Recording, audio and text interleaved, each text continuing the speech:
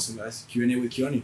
Tell me, Keoni, what you got for me, bro? All right, so going from being a beginner, going up into master cycle, rolling with the higher belts and different body types, when is the time to, or when to transition between technique, strength, when to use more strength over technique, technique over strength? Yeah. So the proper transition to use your strength a little bit more, your technique a little bit more. Like, when is the moment that you can feel that you can use your strength a bit more than your technique, or just balance them out? You mean like balance it out, technique with strength, if you have it, right? If you have the size and the strength to be able to compensate, and not compensate, but at least use it with your technique, right? So when is the proper time to use your strength? Yeah, because you definitely don't want to, like, you know, if you're using like strength in the beginning of the fight or the roll or whatever, you're gonna gas out. You know, is it something that you have to save towards the end? So where's the proper time to invest a little bit of energy when you're rolling? So of course, in the case of Keoni, in the case of me, with different body types. So in the case of me, my experience, I always use technique, and then on the blue belt experience, when you start to go, what we tell the students, and for you guys to get context on what we tell, because Keoni already knows because he's here in class, we recommend as a blue belt is to focus on your defense first. So being able to read your opponent and slow them down, right? So being able to, how can I, because this is a question that we tell them to ask themselves when they're in mid-roll, right? That's the, where your focus goes, your energy flow. So that's why asking yourself questions, it helps out to pinpoint something. So when you're in the mid-roll and you're going with an upper belt or at least a bigger person, you're asking, how can I slow them down? That's the only thing you ask. How can I conserve my energy meanwhile and exhaust them? That's the first thing. So for you guys to get content, that's what we tell the students as a blue belt. So that's why probably that's where the question comes from. Like, where is then my switch that I can invest a bit more energy on the technique or on the roll? You're gonna feel that switch by itself, right? It's just something natural. Like, I felt for me, in my experience when I was rolling, and of course going with upper belts, then you can be able to use the techniques in mid-roll, and then there's some investments that you can do that maybe you're mounted on, and then you're like, okay, I think I have the opportunity to get out from here. I feel there's some opportunity here, and then you use that energy to get out. So that's the moment that you start to invest a little bit more. There's some investments, and probably I'm missing some, but for example, takedowns are an investment of energy. Transition to another position and investment of energy. Submission is, to get a submission is an investment of energy. Controlling and defending shouldn't be that much. And when I say it shouldn't, is that's the moment that you want to be able to chill and let them burn themselves by using the technique and everything. So that's the moment that you slightly, like, control mode or defense mode is more about you conserving your energy while they get exhausted. Now when you're about to transition, right, that's the moment that you put a bit of energy. Or you're about to get a submission, that's the moment that you invest a little bit. That's the thing that I can say, in my experience, that we invest and chip in a little bit more energy in that moment. And sometimes, like, you know, like in the case of business, right, if we go ahead and put money here, we want to be able to put the least amount of money to win big, right? That's ideal way. This is the same thing. You just want to put a little bit of energy on the submission or the transition for us to be able to get that big position that we want, like maybe from mount to take the back, or bottom to the top again, or at least get a isolation of our arm or stuff like that. So that's the more that you invest, and the more experience you get, the less you will invest.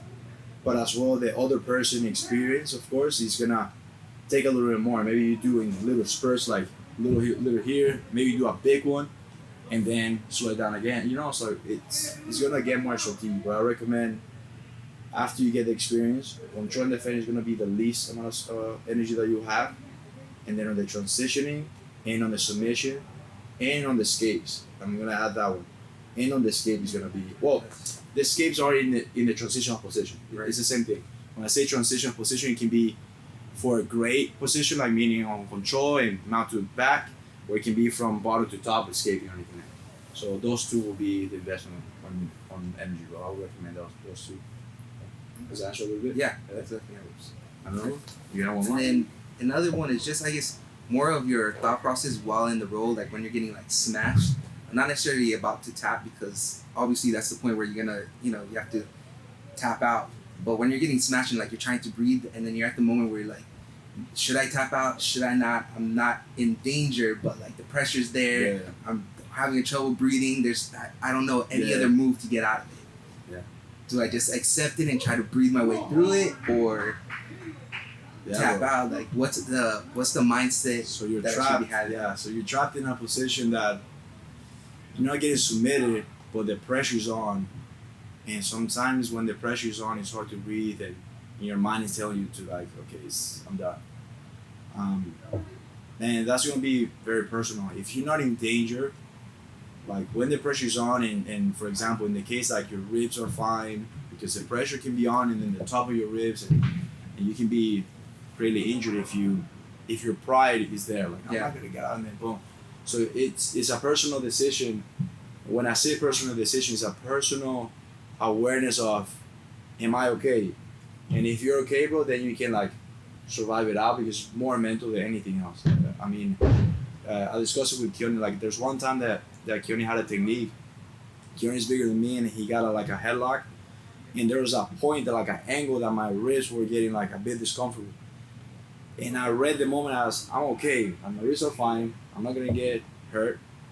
So I can survive this and then eventually escape out. So that was my decision at that moment. So at that particular situation, it's hard to do. It's very challenging to be calm in that moment and say like, I'm okay. You know, I have that thought process.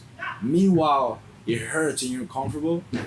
It's hard to do it. But if you can do it, if you're calm enough to be able to have those questions in your mind or that conversation in your mind anyway, then you can be able to be aware of like, okay, I'm safe. I can keep going. Because your mind is gonna say, okay, I'm done. It's the first thing. Like I'm uncomfortable. I want to get out, and yeah, I'm done. So and how to get over that frustration though? So like, let's say you're there. It's being here in the mats, bro. Yeah. It's being here in the mats and understanding that you're safe, because having that experience of those situations is gonna let you know, like, man, I'm gonna be fine. Yeah. Like for example, right now I was rolling with one of the black belts. They were here. They were doing the class in one of the instructors, and I rarely get in a situation of a triangle from the bottom. So he got me in a triangle from the bottom, and then I was able to defend it. So I was focused on passing my legs over him, because, for example, in this triangle here, so lay down this way again. So the triangle was here, so the legs, my arm was caught in the middle of the legs, and they were here. So for me to be able to buy myself some time, I want to be able to pass my legs over. So that way, like, you don't have the pressure, because ideally you want me here, and in this arm, you're going to trap it, and rotate a little bit. So when he traps his arm, and then the more he pushes that way, and he traps his arm and pulls it, there's a little bit of a choke already here. So I want to be able to pass my legs that way. So I passed my legs, but I was so focused on my legs that I forgot about my hands to break out his triangle on this side, like towards my torso. So that's the moment I was like, okay, I'm safe, I'm good. And then like, it was like maybe, I don't know, 20, 30 seconds to have it fast, but in that moment it slows down everything. Right. So at that moment I was like, I'm safe.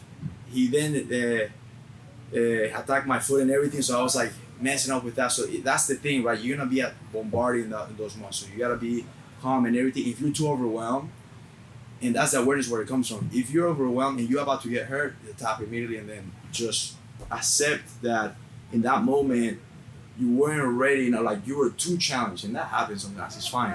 You were too challenged in that moment, and instead of getting hurt, you can tap and then learn, and then next time you get better. In that moment, I was challenged enough for me to be able to get out, and for me to be calm enough to be able to get out from the triangle, and then I was safe. So it's understanding where you're too challenged and where you're enough challenged, so that way you can be able to be calm and get out. And the challenge part, it just keeps growing. The more you come to the mats, the more you put yourself in those positions, starting from the bottom of the mouth, starting from the bottom of the side, anywhere that you're slightly like still freaking out a little bit. When I say freaking out, you're getting frustrated quickly, you get panicked quickly there.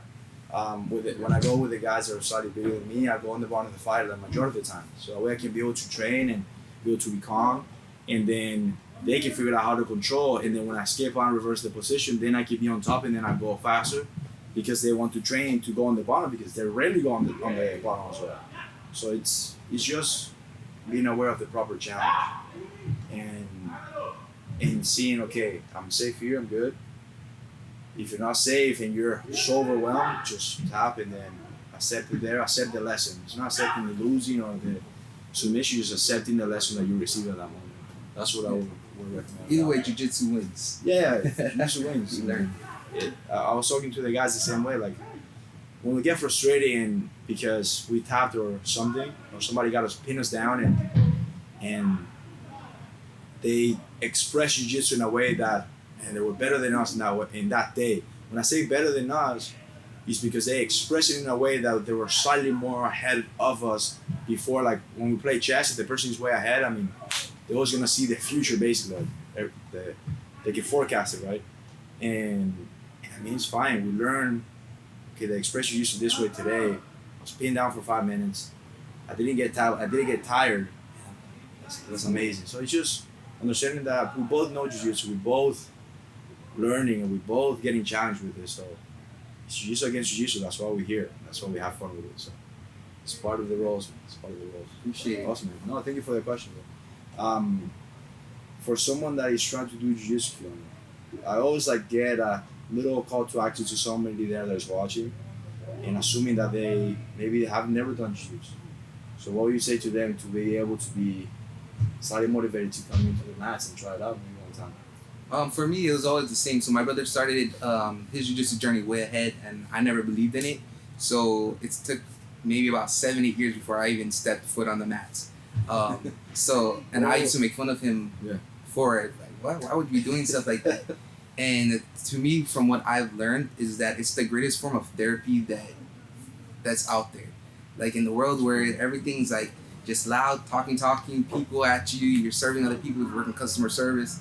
But when you come onto the mats and you're learning, like all the noise just goes away. So it's extremely helpful for anybody who just wants to learn peace. Granted, you find it in some form of martial arts, such as jiu-jitsu, and this is probably like the safest place. So I would just say it's just to come in, show up, and give it your first shot, especially a gym like this, where it's such a safe environment that you wouldn't experience anywhere else. So for me, it's just come to the class where it's family oriented, and it's gonna be really cool. It's a really cool experience. Just get started. Take the first step. That's my thing. Appreciate it, bro. For sure. That's awesome, man.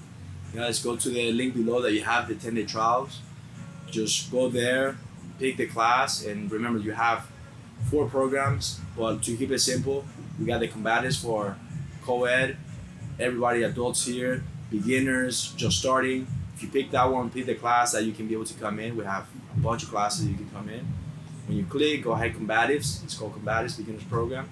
Click on that and then pick the day that you can come, pick the time that you can come in, step to the mats, fill out the form. When you get here, we're gonna give you the uniform. You got 10 days for you to try it out. It's gonna be beautiful. Now, if you're a lady that you want to come to the class, there's only a woman empowered class. It's only ladies in the class. So it's even instructed by a lady. So you're gonna be safe here, we got you. Same thing, pick that program, pick the day that you can come in, pick the time. If you have kids, you got the little champs that is 5 to 7, and then you got the juniors that is 8 to 12.